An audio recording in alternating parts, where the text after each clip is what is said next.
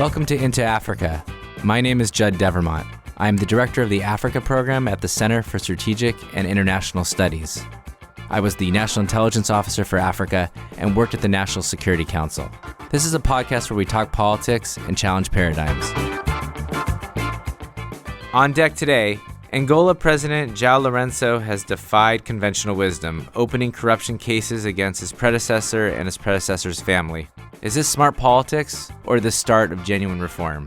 And Republic of Congo President Denis Sassou Nguesso's son and daughter are accused of brazen corruption. Why are presidential children often caught with their hands in government coffers? Plus, we discuss Africa's longest-serving political parties in power. Why do some parties hold on for decades, and how do we know when their time is up? So whether you have a history with the continent or you're a newcomer, we want to get you into Africa. In 2017, Angola's president, José Eduardo dos Santos, stepped down in favor of his hand-picked successor after 38 years in power. His chosen heir, João Lourenço, a former defense minister, also known as J-Lo, swiftly defied conventional wisdom. Instead of protecting dos Santos, he removed the former president and his family members from key positions in the party and government, and then he initiated a corruption investigation. Now, son of Angola's ex-president, José Eduardo dos Santos, has been formally accused of fraud over the alleged illegal transfer of $500 million from the central bank to the UK. José Filomena dos Santos is also barred from leaving the country. 2 years later, the question that we need to ask is Lourenço a true reformer, a canny politician, or can he be both? Joining me to discuss Lourenço's leadership and other topics is Ann Pitcher, a professor at the University of Michigan and author of several books, including Party Politics and Economic Reform in Africa's Democracies, Liberata Mulamula, a lecturer at the George Washington University and former Tanzanian ambassador to the United States, and Emily Renard, a senior policy advisor at Open Society Foundations. Okay, Ann, you're a longtime Lusophone watcher. How do you explain Lourenço's rise and some of the moves against the Dos Santos clan, including both Dos Santos' son Zinu, who ran the Sovereign Wealth Fund, his daughter Isabel, who headed the National Oil Company? Is this just smart politics, or are we seeing the start of a new political dispensation in Angola? Look, don't forget that the election of 2017, where the MPLA won 61% of the vote, so therefore they were able to choose João Lourenço as the president. Those elections took place when oil prices were at record lows, and most of the state's revenue comes from oil. So the country's been in a recession for the last 4 years. So ordinary Angolans were really hurting, and they continue to find that prices are extremely high because the country basically relies on imports for everything. But also it means that there's less revenue to throw around to keep, party notables happy. Smart politics, I think, are what he's engaging in. And he's trying to do two things. He's trying to, partially satisfy very disaffected people, particularly around Luanda. And he's trying to preserve the ruling party in power. And the way to do that is to signal to people in the country and outside the country that he's tackling corruption. It's not going that far. I mean, as far as I can tell, neither Zenu nor Isabel nor José Eduardo dos Santos have been prosecuted.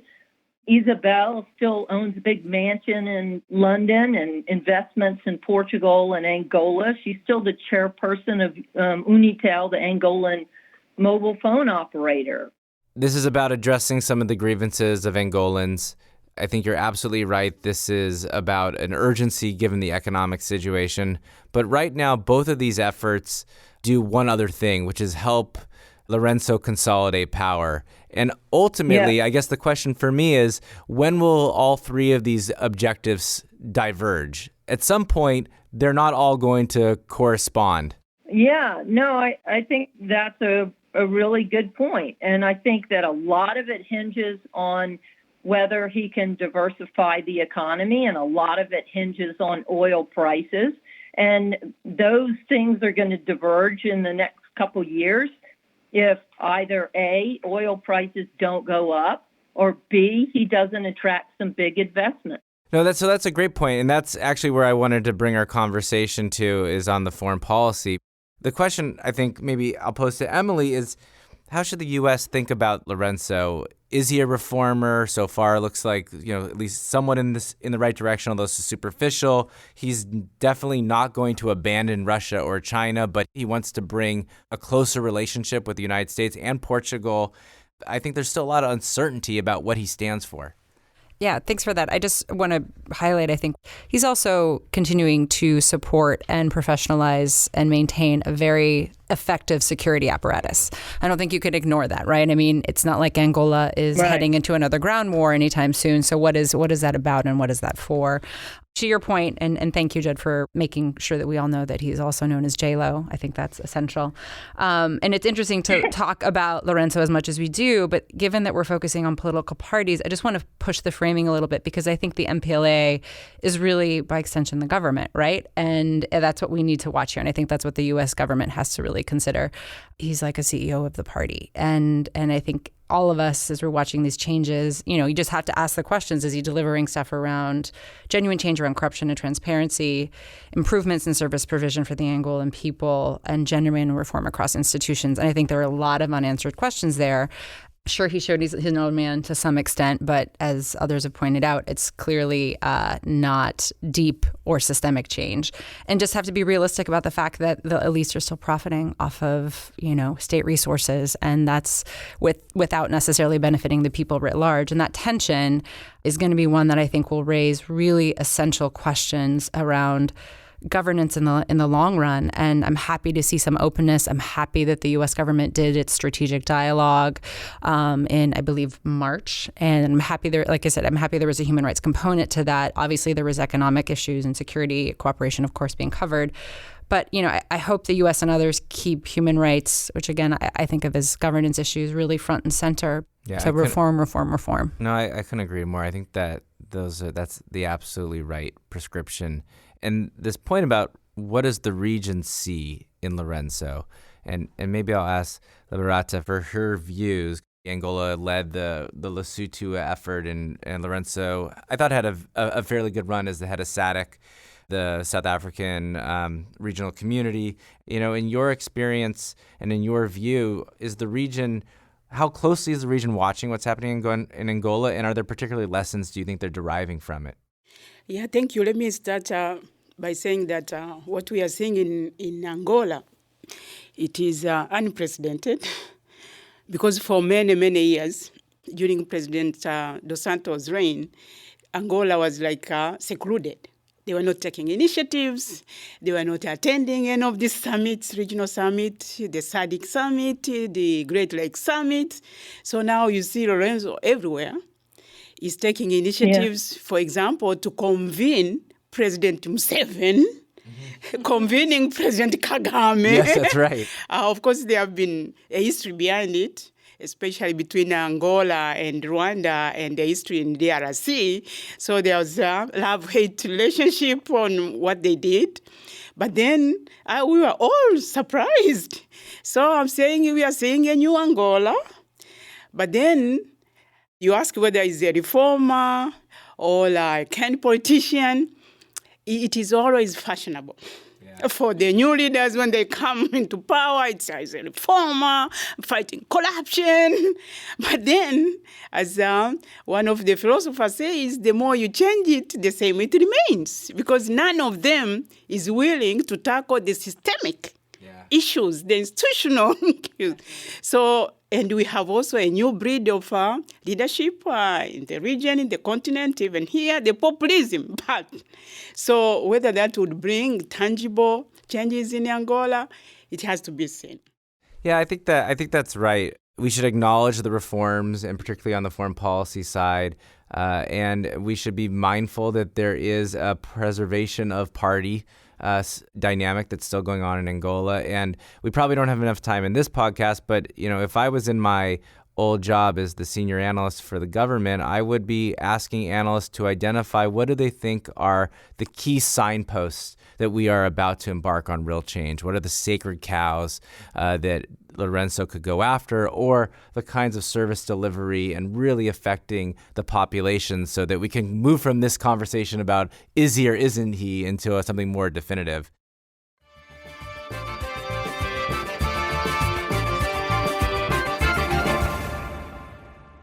I want us to move just a little north and do something we've never done on this podcast, which is talk about the other Congo.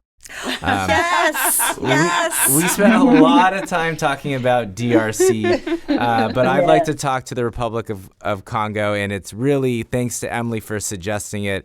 I think Congo-Brazzaville, or Congo B, is a really interesting country, and it deserves a lot of focus. And I would point to 3 facts that make Congo really interesting. First, the president, Denis Sassou Nguesso, seized power in a coup in 1979 and then stepped down in 1992. He lost an election, stepped down, didn't like being out of power, so launched a rebellion, ended up retaking power in 1997 and has been there ever since. So non-consecutively, Sassou has been in power for 35 years, making him the 3rd longest serving president in sub-Saharan Africa after Obiang of Equatorial Guinea and Paul Biya. So he kind of skirts Central under the Africa. radar because he got the reset in 1997. So that's one.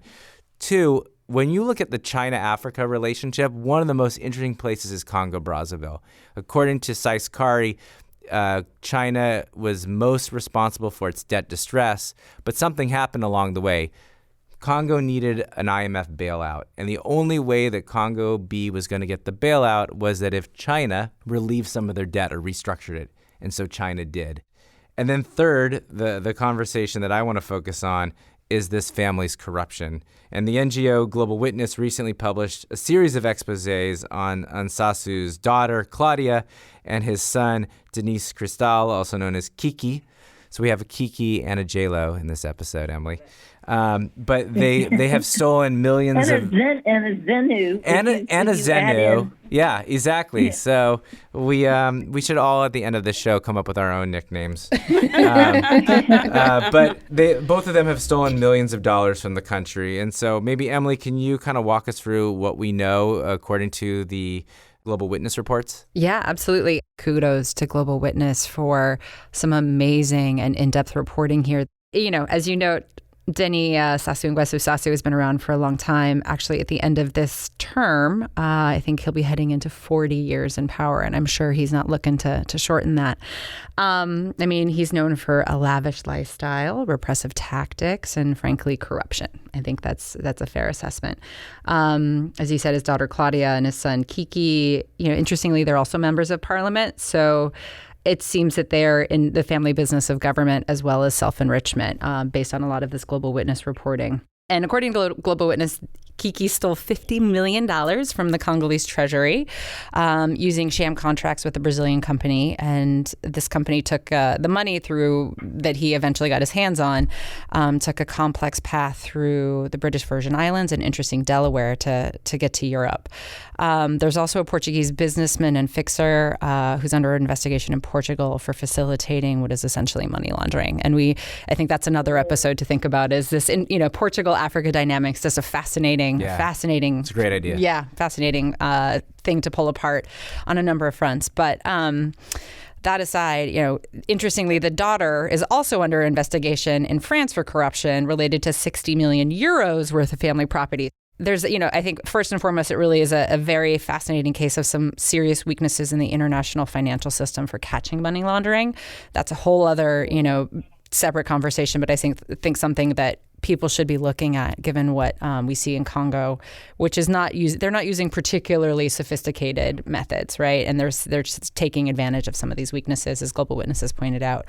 And it's a striking example of property in Europe and the U.S. being used to park cash from corrupt government officials. You're taking this kind of cash out of a country. You gotta spend it on something. You gotta park it somewhere. So, and I think real estate is something that we also need to consider, in how that's being used as an asset for people. And this isn't something that's unique to Congo B or to Sassou's family. And also, accountability is really slow for astounding levels of corruption, obviously in Congo. And I think it just highlights the potential role for the international community, given the bigger connections to the financial system, of how you can have, how you talk about elites using wealth from their country, ill-begotten gains, essentially, and really, how do we get that money back to the Congolese people? So suffice to say, I hope DOJ and OFAC and others are taking a look at some of the resources that move through Delaware and potentially in U.S. dollars. I am sure that there's more to find. I think that's right. We do have to do, maybe it's broader than just Portugal, but we do have to do an episode on corruption and particularly the international links. But, this is not the only example of presidential offspring with their fingers caught in the cookie jar. So this is not an exhaustive list, but the Mozambican government is looking at former President Gabuza's son's corruption. Former president of South Africa, Jacob Zuma's son, is in trouble for corruption in South Africa. Former Liberian President Johnson Sirleaf's son, Robert, is in hot water over missing banknotes. There have been long-standing rumors about former president of Senegal, Abdoulaye Wade's son, Karim, and current Malian president Keita's son, also named Karim, over their corruption. There has been drug trafficking charges against former president of Guinea, Lassana Conte's son. And then, of course, Charles Taylor's son, Chucky, was arrested by U.S. law enforcement. And I can go on and on and on. So, Anne, you have looked at President Dos Santos' daughter, Isabel's rise and fall. You also have a colleague, Marie Brassier, who has looked at dynastic politics, and we hope to have her on in a future episode to do a deep dive here. But I know this is obvious, or it may be obvious, but why is this happening? Why are we seeing so many offspring that are getting wayward with the law? Part of it is, of course, so many offspring seem to be taking advantage of their parents, usually their father's position and power, to buy luxury properties and fancy cars and accumulate a lot of money. This paper I did on Isabel dos Santos, I co-authored it with a Mozambican scholar named Idalina Sanchez. And we did it for a special issue on dynastic politics that Marie Brassier put together for a French journal called Cahiers d'études africaines.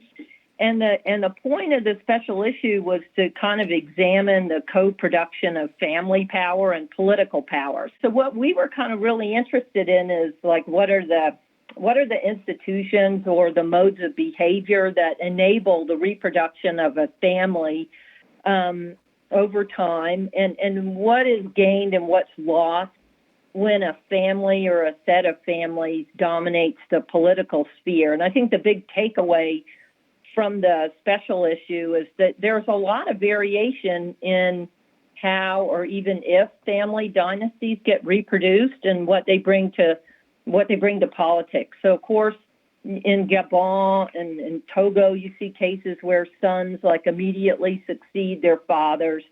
In the Angolan case, of course, you get another kind of variation, which was that neither Zenu, the son, nor Isabel took over from their father, José Eduardo dos Santos. And it's possible that he wanted either one of them to take over, and it didn't happen. So the pattern was broken. And again, we have to ask, well, why did that happen? And I think it goes back to what we mentioned earlier, which is the MPLA is a very strong party. Of course, it was one of the parties, one of the movements that fought against Portuguese colonialism, and then the MPLA, Movement for the Liberation of Angola, became the ruling party after independence and has ruled the country ever since. One of the little twists we have in our article is we also think that the coverage of Isabel, particularly by the international press, has been kind of misogynistic. And what we mean by that is very kind of anti-female, even more than these sons who've been identified with corruption. That is absolutely fascinating. I encourage everyone to read some of the work that you and your colleagues have done. And as I said, I hope that we'll get to that in another podcast and really kind of dig deep. So I've set myself up for 2 episodes. Okay. But you also, I also Yeah, I go also ahead. wanted to say that Isabel is mixed race. Her mother is Russian, and so that seems to be another reason why probably the party was not comfortable choosing her as the next leader.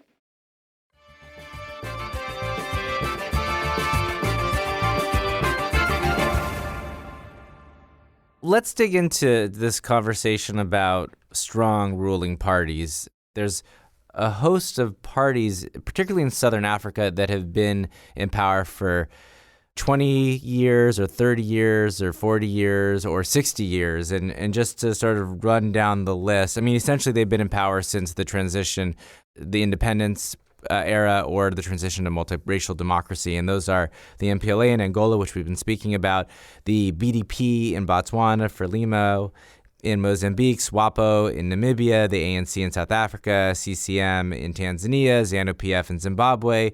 And if we kind of do some fuzzy math, we can add Paul Biya's party in Cameroon, which has links to the original Independence Party, and then Ali Bembango's PDG in Gabon. And so, Liberata, how is it possible these parties continue to remain in power uninterrupted for decades? I mean, it would be really interesting to hear your thoughts on how they derive their legitimacy. What is it about the political systems or the opposition that allows parties to remain in power for a very long time? Yeah, let me say most of these parties, as you rightly said, they are the only parties maybe that propel the countries where they are from time of independence, time of liberation struggles.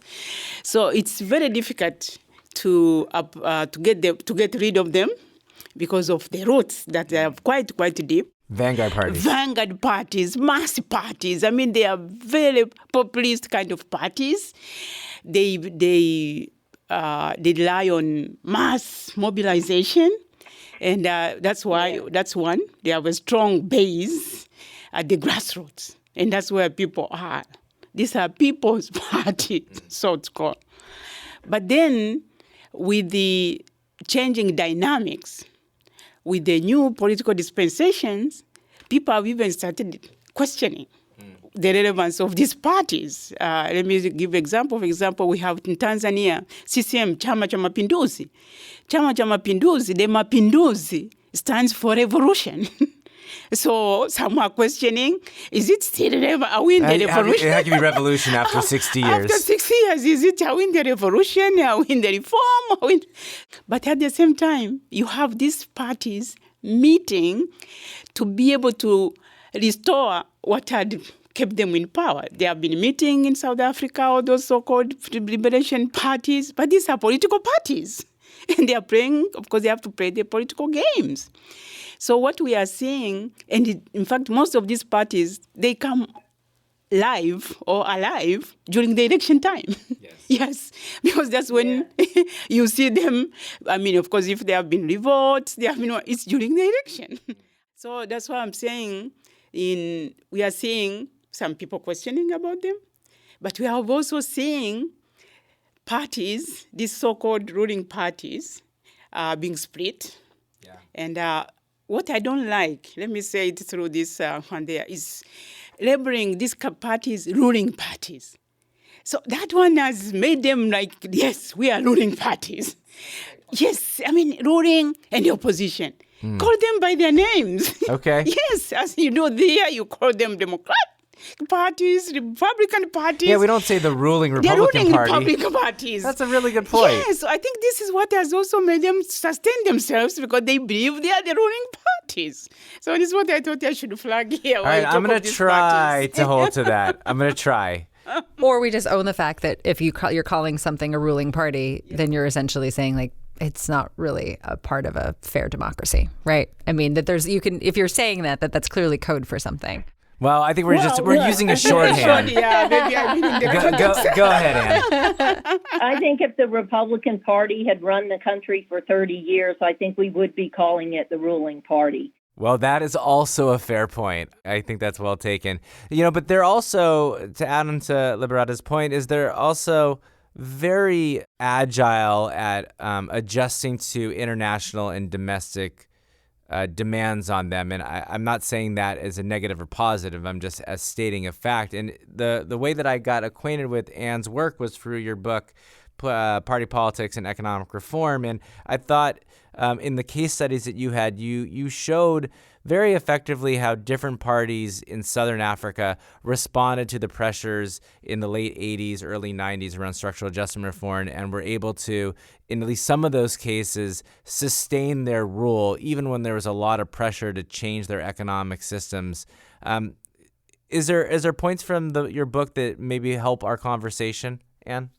Well, one of the main claims I made in the book is during the early 1990s and early 2000s, most countries in Africa adopted market enhancing institutions, and they opened up to investors. They loosened barriers to trade, but this was going on at the same time that countries were also shifting to multi-party politics and having elections. So there was a lot of political and economic uncertainty and volatility. And what I tried to show in the book was that if the party in power or the ruling party had a fairly stable base of support, either because they survived the shift to electoral politics with their base intact, like Frelimo in Mozambique, or if they had a coherent base to start with, like the African National Congress in South Africa,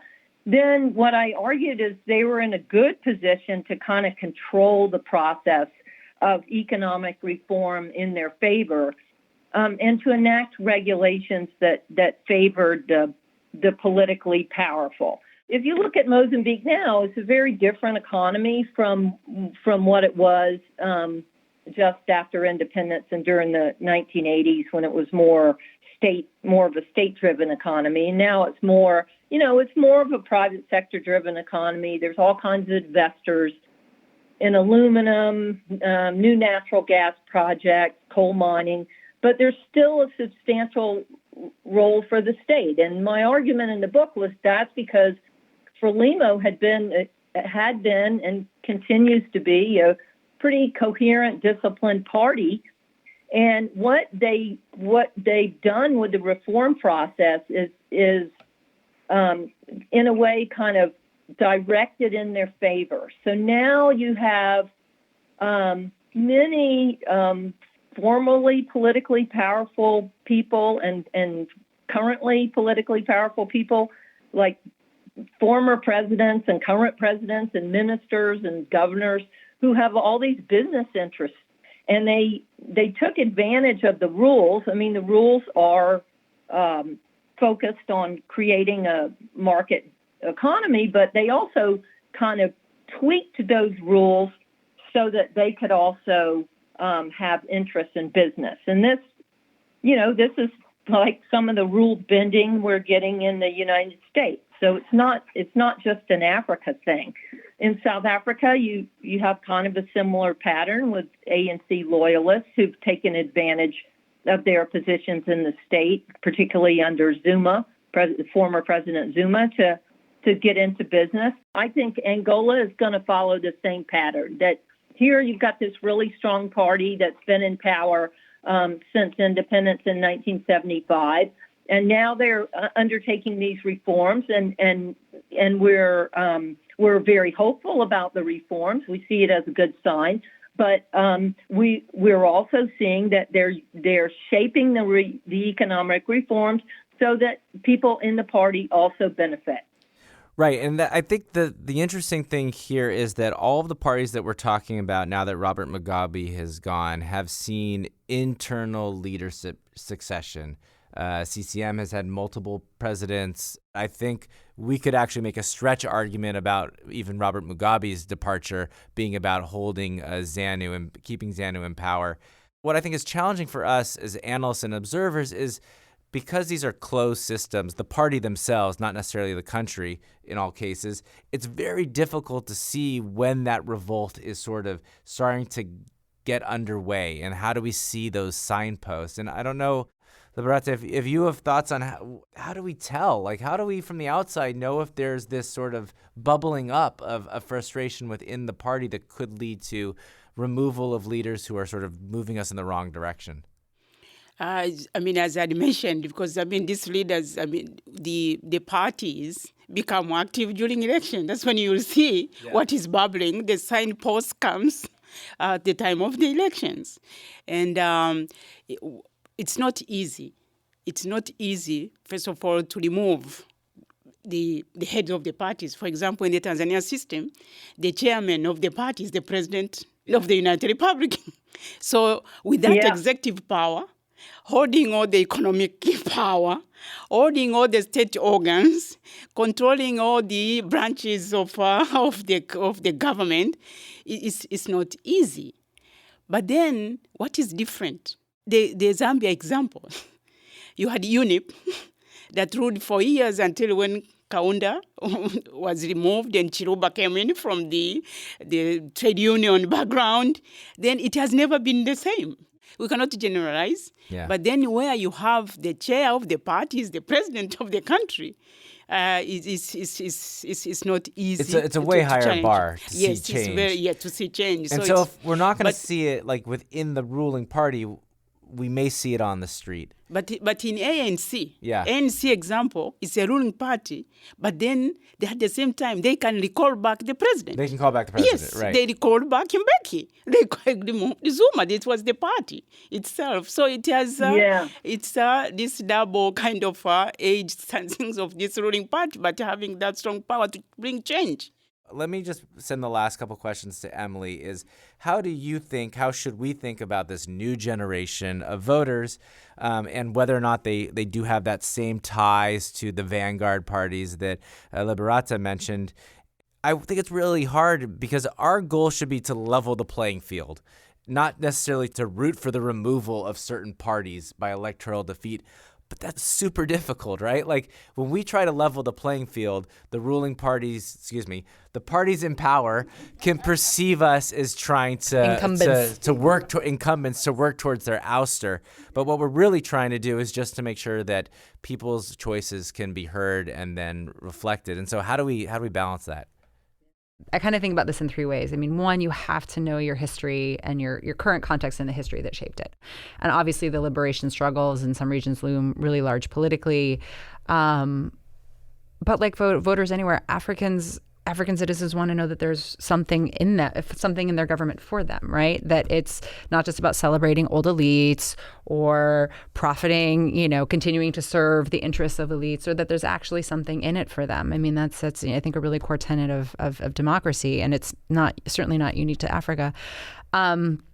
And then, frankly, ruling party or not, is a party really a place for genuine political debate and political competition over ideas and ideas for governance? Again, novel, but versus a means to access power, personal wealth, or resources to placate whatever your constituencies may look like. And if your party is just a means to state capture, you're probably not looking at a political party. So if that's if you're looking at this kind of morass of issues, if you will, of what is a party and what isn't, and how long, what keeps them, ruling parties in power. From where I sit, I think parties can and should be used to obviously hold leaders accountable. Hold leaders accountable to voters, not just other elites, and protection for their brand, if you will. And it's essential to creating political competition that isn't just based off of force or other types of competition.